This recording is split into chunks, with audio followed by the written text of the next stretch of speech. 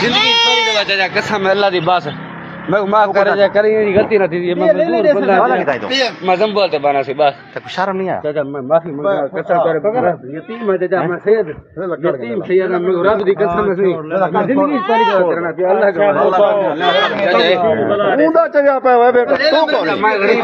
पैसे वेदा पिया मैं लेकिन ईद नहीं होना तो गरीब चाचा मैं सैयद अल्लाह की कसम तेल दे पैसे गानी फिर का 500 तेल ताड़ी बताई बेचा कर अंदर आ गया ए तारी मेहरबानी मेरा वो ये दो बाइक के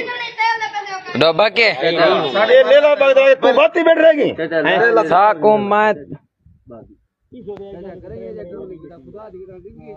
ले ला तो काट बारो ले ला उंडा चया पे यार काट ले ला चाचा दोस्त हुआ खाड़ लगे ही ले ला अच्छा आ गया ले ला लकन ले ला जो आगे ले लाने का पता की मैं पता की